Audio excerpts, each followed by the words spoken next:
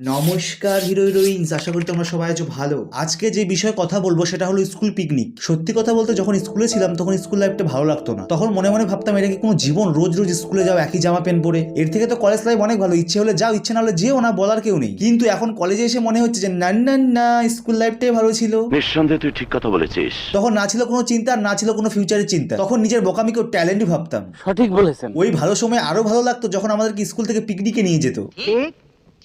আর এই পিকনিককে স্কুলের ভাষায় বলা হয় শিক্ষামূলক ভ্রমণ। সত্যি 100% সত্যি। আর এই শিক্ষামূলক ভ্রমণ বলতে আমাদেরকে নিয়ে যেত আশেপাশের কোনো পার্কে। কেসটা তুমি ধরেই ফেলেছো। সেখানে শেখার মতো কিছুই নেই, শুধুমাত্র রিপ্রোডাকশন চ্যাপ্টার ছাড়া। আমার জীবনে বেস্ট পিকনিক হলো আমি যখন ক্লাস 7-এ পিকনিকে গিয়েছিলাম। আজকে তোমাদের সাথে ঘটনাটা শেয়ার করি।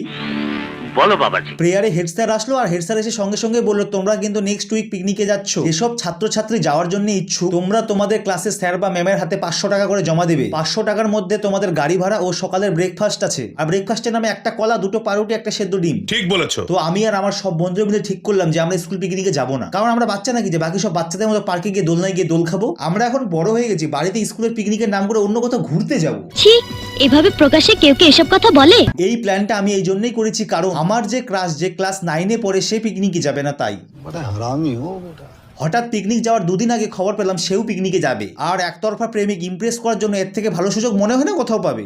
কি বলছেন কি? তখন আমি আমার সব বন্ধুদেরকে বলছি চল না ভাই পিকনিকে, চল না, আমরা এখন এতটাও বড় হইনি, বাবা জানতে পারলে হেভি গালাবে।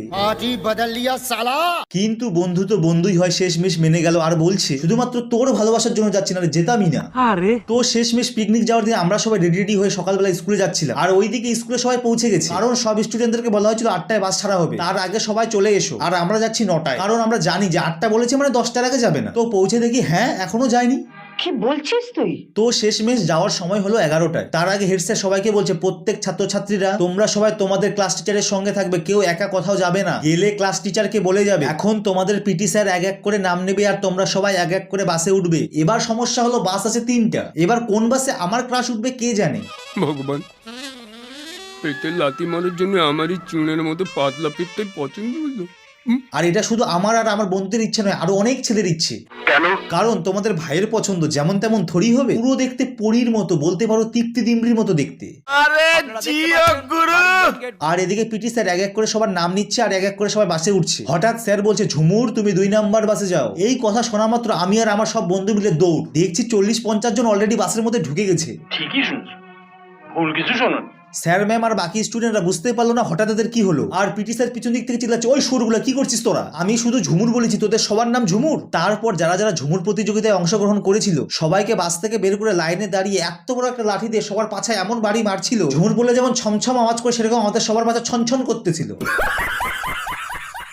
আমি পাছা ডলতে ডলতে সব বন্ধুদেরকে বলছি ভাই রে, মনে হয় না একই বাসে যাওয়া হবে না, ওর চুলগুলো বাতাসে ওরা দেখতে পাবো। কারণ প্রত্যেক প্রেমিক ছেলেরা তো চায় না একসাথে একই বাসে পাশাপাশি বসে গল্প করতে করতে যাবো, ওও হাসবে আমিও হাসবো।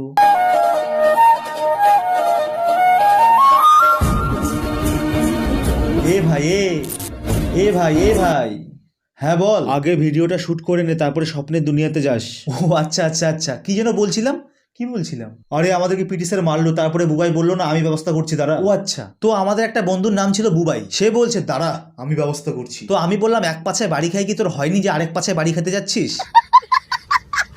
তো বলছে দাঁড়া না দেখ না কি ব্যবস্থা করি। হ্যাঁ স্যারকে গিয়ে কি যে বললো কে জানে, স্যার নিজে থেকে বলছে ওই তোরা সবাই 2 নাম্বার বাসে যা। আমরা তো পুরো সবাই অবাক যে ব্যাপারটা কি হলো। দৌড়ে বাসে গিয়ে দেখি ঝুমুরের পাশে বসে আছে একজন ম্যাম। তারপর চোখ পড়লো একদম পিছন সিটে, দৌড়ে পিছন সিটে চলে গেলাম, কারণ আমরা সবাই ব্যাক বেঞ্চার, স্কুলের ক্লাসেও পিছনেই বসতাম, কারণ পিছন সিটে বসার মজাটাই আলাদা। কি বলেন? এটা শুধু আমরা যারা ব্যাক বেঞ্চার তারাই জানি। সঠিক বলেছেন। পিছন সিটটা একটু বেশি লম্বা হয়, আমরা সবাই হয়েও গেলাম একই সিটে। তারপর সবাই মিলে বুবাইকে জিজ্ঞাসা করছি আচ্ছা বুবাই তুই স্যারকে এমন কি বললি যে আমাদের সবাইকে 2 নাম্বার বাসে পাঠালো? ওই তেমন কিছুই না, স্যারকে গিয়ে বললাম যে স্যার আমাদেরকে প্রিয়াঙ্কা ম্যাম বললো 2 নাম্বার বাসে গিয়ে বসতে। হ্যাঁ তো আরে প্রিয়াঙ্কা ম্যামকে আমাদের পিটি স্যার খুব ভালোবাসে, তো একতরফা আসি। তখন আমি বললাম তুই কি করে জানলি? কেন তোরা দেখিসনি ম্যাম যখন ক্লাস করাতে আসে পিটি স্যার কতবার করে চক্কর দেয়, ম্যাম ডাস্টার লাগবে, ম্যাম চক লাগবে। তখন আমরা বললাম কথা তো ঠিকই বলেছিস। তারপর চিল্লি নাচ গান করতে করতে পিকনিক স্পটে পৌঁছানোর সঙ্গে সঙ্গে আমার বন্ধুদের অত্যাচার শুরু। যা গিয়ে কথা বল, আর যাচ্ছি, আরে যা না, আরে যাচ্ছি তো দাঁড়া না। শেষমেশ 2000 রকমের গালি খাওয়ার পর বুকে সাহস নিয়ে যখন ঝুমুরের পিছন দিকে গেলাম তখন দেখি ঝুমুর কুকুরদেরকে বিস্কুট খাওয়াচ্ছে আর আমার বুকটা ধুকধুক ধুকধুক ধুকধুক করছে। আমি পিছন দিক থেকে ঝুমুরকে ডাক দিলাম ঝুমুর। তারপর যখন আমার দিকে তাকালো আমি তো পুরো হাঁ হয়ে গেছি, মুখে কোনো আওয়াজ নেই আর আঙ্গুলটা দিয়ে খালি এরকম এরকম করছি। তখন আমাকে বলছে বিস্কুট খাবে আর আমি না। ওইখানে পুরো ইজ্জতের পাংচার করে দিয়ে সব বন্ধুরা বিরক্ত হয়ে পার্কে ঘুরে বেড়াচ্ছি আর বলছে ধুরে কেমন পার্ক রে, কিছুই তো নাই। আর সত্যি কথা বলতে আমাদের এখানকার পার্ক হলো প্রেমিক প্রেমিকারা ওয়েতে গিয়ে যে ফলটা পায় তার কর্মটা পার্কেই শুরু করে, তাহলেই ভেবে নাও কি লেভেলের পার্ক।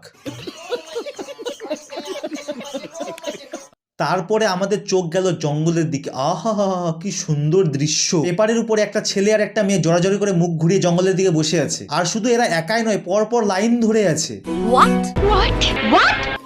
আর এগুলো দেখার পরে আমার বন্ধুরা চোখ বড় বড় করে দেখছে যদি সামনের কিছু দেখা যায়। আর ঠিক ওই সময় একটা ম্যাম এসে বলছে বাচ্চারা এদিকে এসো, ওইদিকে যেও না। তখন আমি ভোলা ভালা বাচ্চার মতো ম্যামকে একটা প্রশ্ন করলাম, আচ্ছা ম্যাম ওইদিকে দাদা দিদিগুলো একে অপরকে জড়িয়ে ধরে কি করছে? ও মা, মনে হচ্ছে তুমি সদ্য নবজাত শিশু, কিছুই বুঝো না, কিছুই জানো না। আমরা সবাই একে একে স্যার ম্যামদেরকে জিজ্ঞাসা করছি, স্যার স্যার ম্যাম ম্যাম দাদা দিদিগুলো ওইদিকে জড়িয়ে ধরে কি করছে? সব স্যার ম্যাম বিরক্ত হয়ে মিটিং বসিয়েছে। সবাই তো একই প্রশ্ন করছে, কি বলা যায় বলো তো? হিস্ট্রি স্যার বলছে তোমরা কোনো চাপ নিও না, আমি ব্যবস্থা করছি, বাচ্চা মানুষ যা বলবো তাই বুঝে যাবে। তখন স্যার বলছে শোনো বাচ্চারা এদিকে এসো। আমরা সবাই দৌড়ে স্যারের সামনে গেলাম। তখন স্যার বলছে তোমরা কেউ ওইদিকে যাবে না আর দিদি দাদাদেরকে ডিস্টার্ব করবে না। তখন আমার একটা বন্ধু বলছে কেন স্যার? তখন স্যার বলছে এটা ওদের আন্দোলন চলছে। তখন আমি বললাম স্যার এটা কেমন আন্দোলন? তখন স্যার আমার দিকে তাকিয়ে মনে মনে বলছে ক্লাসে তো জীবনে প্রশ্ন করিস না, আজকে আবার এত প্রশ্ন মনে। তো যাই হোক স্যার বলে কথা হাসতে হাসতে বলল দেখো আমি তোমাদেরকে পড়িয়েছিলাম না চিপকো আন্দোলন সম্পর্কে। মানুষ যখন গাছ কাটছিল তখন ওখানকার আদিবাসীগুলো গাছকে জড়িয়ে ধরে আন্দোলন করছিল, ঠিক ওইরকমই এখানে দাদাগুলো দিদিদেরকে জড়িয়ে ধরে আন্দোলন করছে। একে বলে মেয়ে বাঁচাও চিপকা চিপকি আন্দোলন। জানি না এই কথা শুনে হঠাৎ সব ছেলেদের কি হলো কে জানে, সবাই দৌড়ে বেড়াচ্ছে আর বলছে দিদি তুমি কোনো দাদাকে দেখে জড়িয়ে ধরো না, তুমি কিন্তু মারা যাবে। আর পার্কে সবাই বলছে এটা কি পাগল টাগল হলো নাকি? আমি আবার প্রিয়াঙ্কা ম্যাম আর পিটি স্যারকে একসঙ্গে দেখতে পেলাম। আমি পিটি স্যারকে বলছি স্যার চিপকা চিপকি আন্দোলন শুরু হয়ে গেছে, আপনি ম্যামকে জড়িয়ে ধরুন নাহলে ম্যামকে কেউ মেরে ফেলবে। স্যার জানে যে আমি মিথ্যা কথা বলছি, কিন্তু একতরফা প্রেমিকের সুযোগের দরকার। ঠিক বলেছো। হ্যাঁ ম্যামকে জড়িয়ে ধরলো, ম্যামও একটু একটু পছন্দ করে তাই ম্যামও জড়িয়ে ধরলো। স্যার ম্যাম দুজনেই মজা পাচ্ছে, বলতে পারো পুরো লাভ সিন চলছে। আর এই দেখে বাকি সব মেয়েরা ছেলেদের কাছে দৌড়ে এসে বলছে আমাকে জড়িয়ে ধর, আমাকে জড়িয়ে ধর, আমাকে জড়িয়ে ধর।